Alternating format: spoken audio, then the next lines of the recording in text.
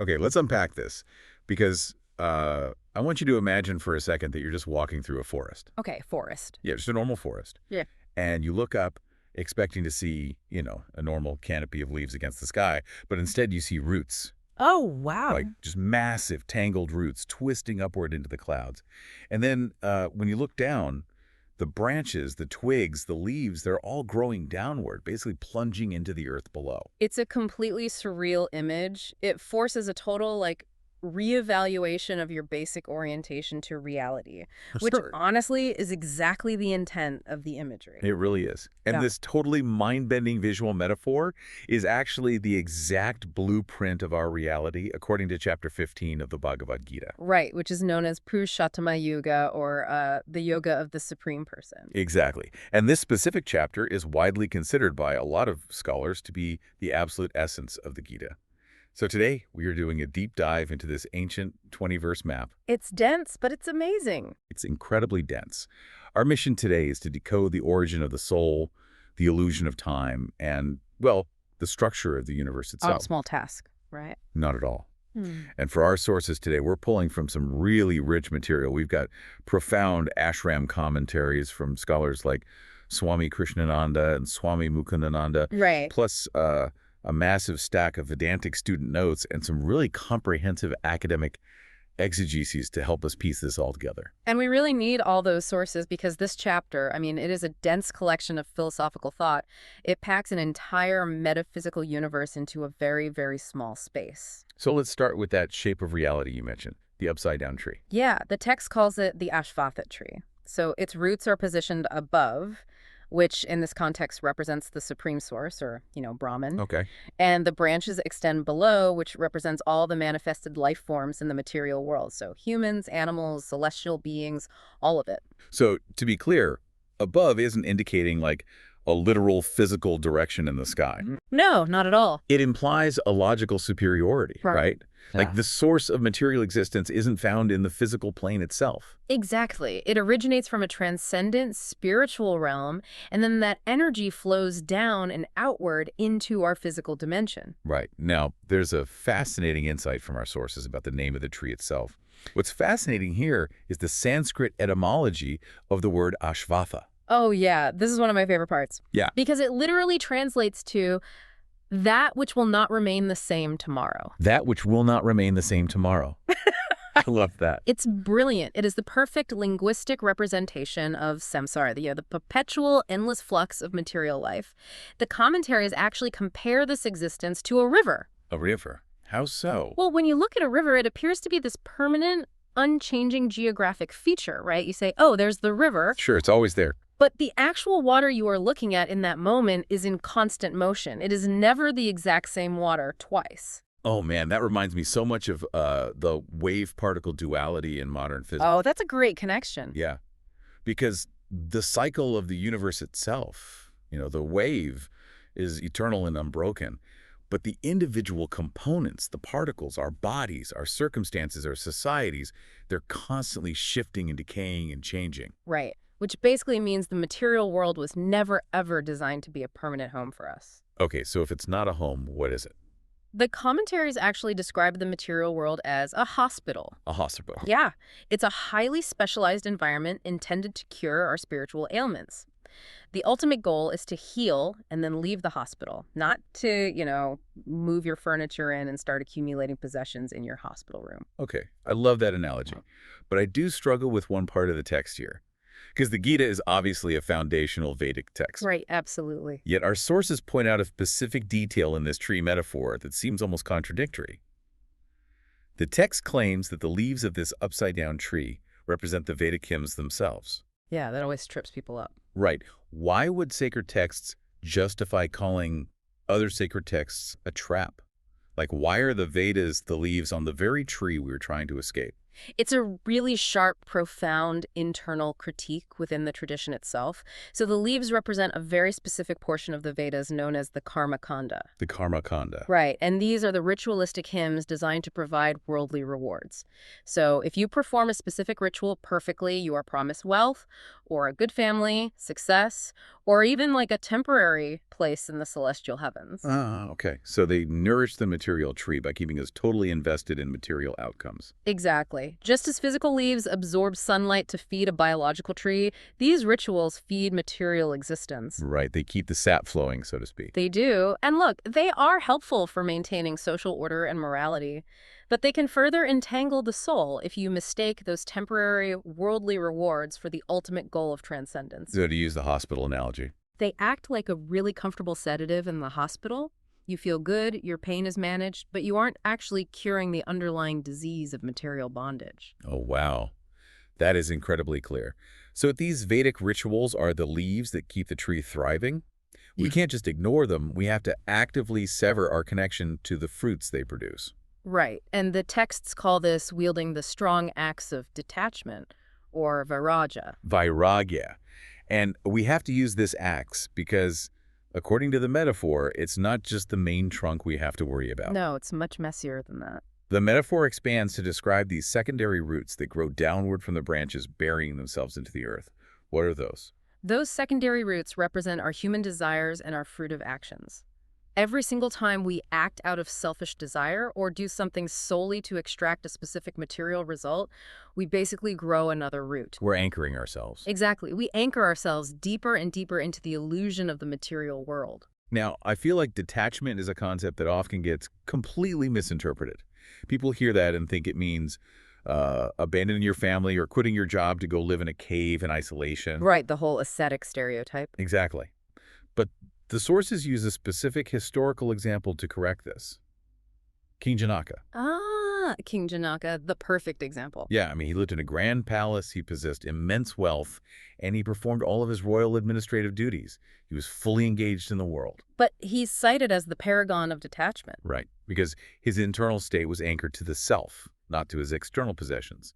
He engaged with the world, but he didn't let the world possess him. And to illustrate exactly why this internal detachment is so critical and why the material world is such an overwhelmingly powerful trap, the sources share this amazing narrative. It's the story of the sage Narada and the water pot. Oh, this story is wild. Walk us through it. So Narada is walking with Lord Vishnu, and he asks him to explain Maya, the divine illusion. He wants to understand the trap.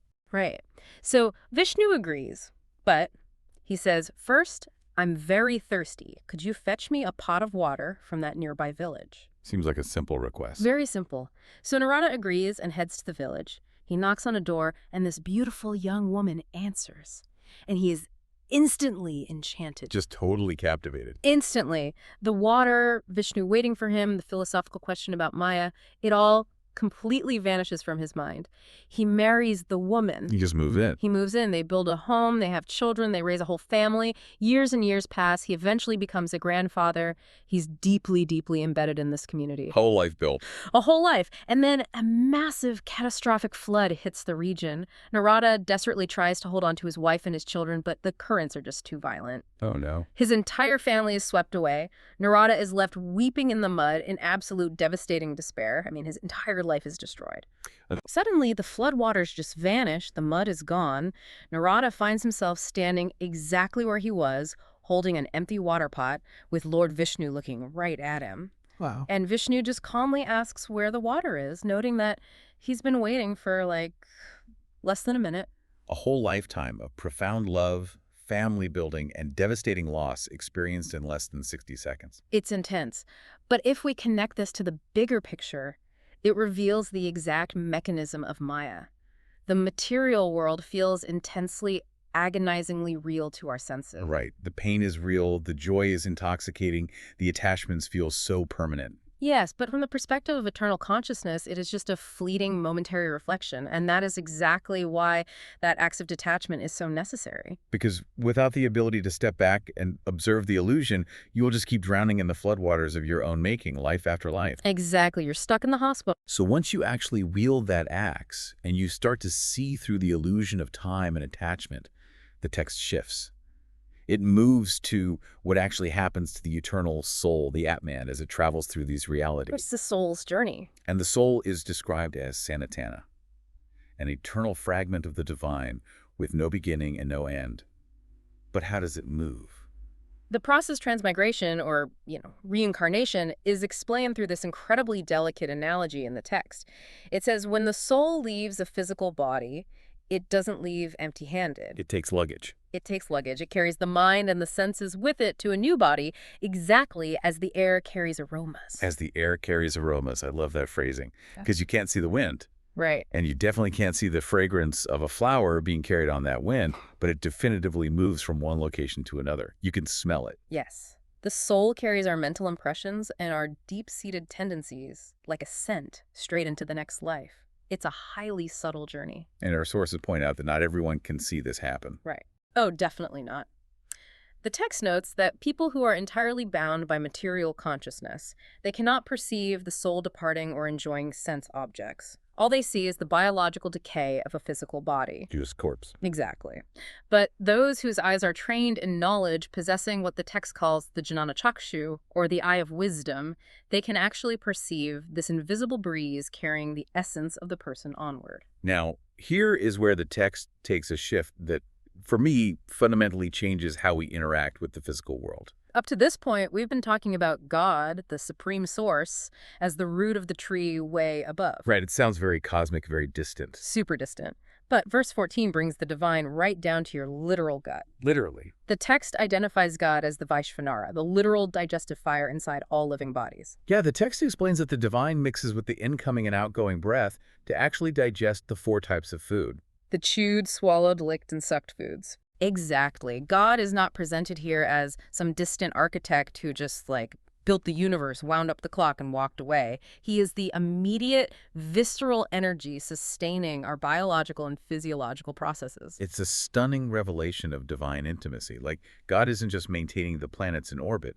God is metabolizing your breakfast. Yes. Which is exactly why Chapter 15 is so widely chanted in ashrams and Hindu households right before meals. Well, I didn't know that. Oh yeah, it's very common because it transforms the mundane, mechanical act of eating into a spiritual sacrifice, a yajna. When you realize that the Lord is the provider of the food and the Lord is the digester of the food, you realize your own independence in the biological process is totally an illusion. And verse 15 takes this even further. It states that God is seated in everyone's heart, and from him come memory, knowledge, and forgetfulness. Memory and forgetfulness. Right. So the divine regulates our cognition, giving us exactly what we need to continue our spiritual trajectory, even if what we need is to forget something. So if you're eating lunch right now while listening to this text claims you aren't digesting it alone. You're not. You aren't remembering your past alone. Yeah. It really forces you to find the profoundly extraordinary in the most basic, ordinary physiological acts of your day. It bridges the gap between material consciousness and spiritual realization perfectly.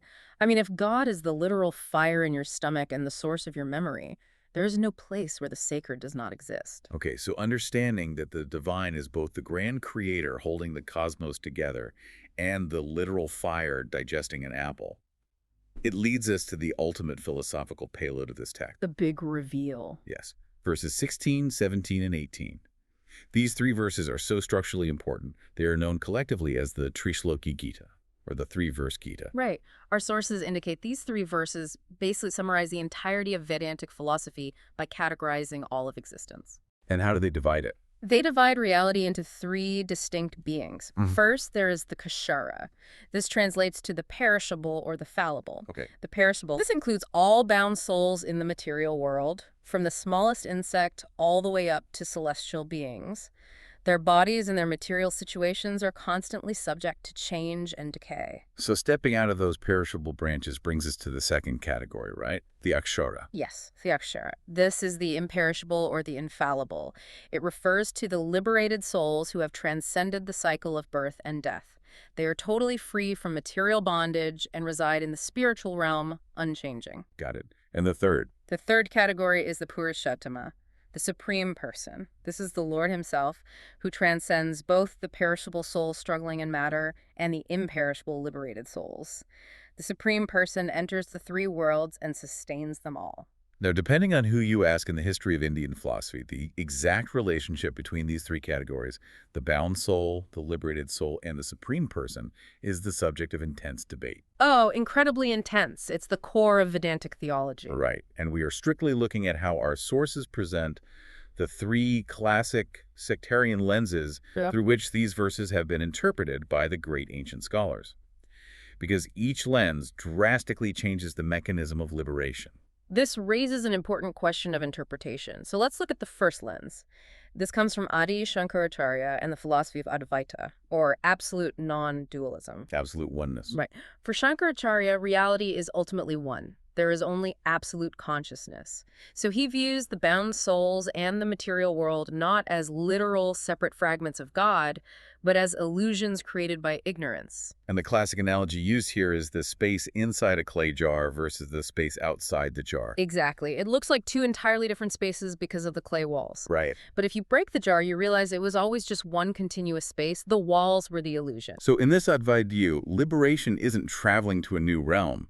It's simply waking up to the fact that the individual soul and the supreme were always identical. You just had to break the jar. Exactly. Now, the second lens is from Ramanujacharya, representing Visishtadvaita, or qualified non-dualism. Qualified non-dualism. How does that differ? Ramanuja argues that the soul is a real, distinct part of God. The analogy shifts here to a drop of water in relation to the ocean. Okay. The drop shares the exact same qualitative properties as the ocean.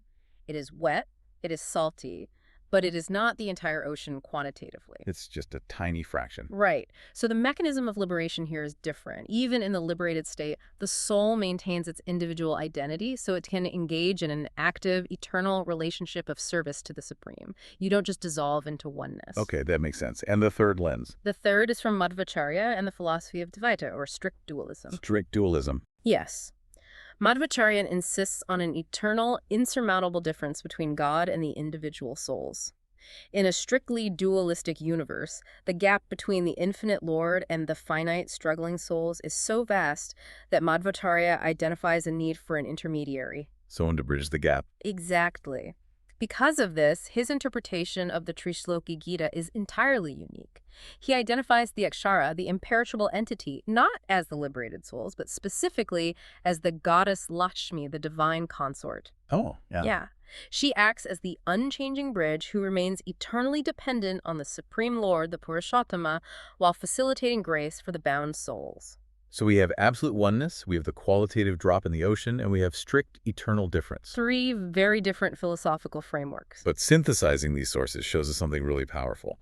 Despite these incredibly complex, differing lenses, the practical application the Gita demands from you is exactly the same: active surrender. Yes. The text calls it prapati, wholehearted, unreserved surrender to the Supreme. And to articulate exactly why our own material strength fails and why this surrender is mechanically necessary, the sources point to the story of Gajendra, the Elephant King. Oh, this is such a powerful narrative. It really is. So Gajendra is this massive, incredibly powerful creature. One day, he's drinking from a lake, and a crocodile clamps down on his leg. Right. Now, Gajendra uses all his immense physical strength to pull free. His herd tries to help him. They fight for hours, but the crocodile is in its element, right? It's in the water. It has the home court advantage. Exactly. And Gajendra's stamina begins to drain. He is slowly, inevitably being dragged under the water. So his own physical strength fails, his community fails, the material world offers absolutely no rescue. None. And it is only in that final moment of total exhaustion and desperation, when he finally realizes his physical power is utterly useless against the environment he's trapped in, that he completely surrenders. He calls out to the Supreme Person. He does. He recognizes that only a transcendental force can pull him out of the jaws of death, and the Supreme Lord appears and liberates him. So surrender isn't giving up. It's recognizing where the true power to overcome material bondage actually resides. Right, because fighting the crocodile of samsara with material strength is mathematically a losing battle. You are fighting the illusion on its own terms. You can't win. You can't. You require the intervention of the Purushottama to pull you out of the water. And to emphasize just how much sheer power the Vedic tradition attributes to this specific knowledge, not just as a concept, but as a real force, our sources share one last really striking story from the Padma Purana. Yes, the story of the general. Right, so there was this treacherous general who plotted to assassinate his own king, but before he could execute his treason, he died of a sudden illness. And because of his terrible karma and this ruthless lust for power, the general's soul was reborn into the body of a horse. But as karmic fate would have it, a merchant eventually sold this exact horse to the very king the general had previously tried to murder. The irony is pretty thick. Very thick. So one day, the king is out riding this horse near a stream, and he spots a palm leaf washed up on the bank. Written on this leaf is a single verse from chapter 15 of the Bhagavad Gita. Just one verse. Just one. The king picks it up and simply reads the verse aloud. And just the sound vibration of those words, the pure spiritual potency of the Purushottam yoga, hits the horse. And the horse instantly drops dead. Drops dead. Its karmic bonds completely shattered. The general's soul was purified on the spot and liberated, taken directly back to the spiritual world, completely bypassing lifetimes of required healing in the material hospital.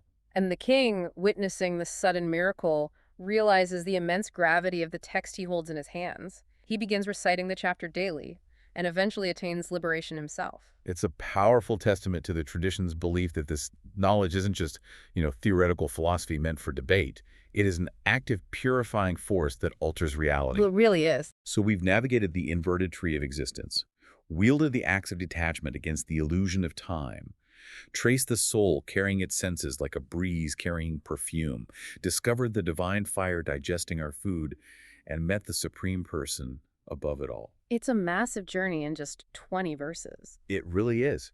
And the text told us earlier that the Supreme Person is the source of our memory and our forgetfulness. We spend so much of our daily lives desperately trying to hold on to our memories, constantly replaying our past pains, our grievances, and our attachments. We view forgetfulness as a failing. We really do. But if the divine regulates our cognition to give us exactly what we need, what if your ability to forget your past pain is actually a divine intervention designed to help you grow? That's a beautiful way to reframe it. Right. So I want to leave you with a final thought to mull over on your own. You now know that the world is an inverted tree, its roots drawing from an unseen supreme reality. The next time you walk past a pond and look at the reflection of a tree in the water swaying, temporary and upside down, ask yourself, if you reach in to grab those leaves, your hands will only catch water. What situation, anxiety, or desire in your daily life are you desperately trying to hold on to right now, not realizing it is just a ripple on the surface of something much deeper?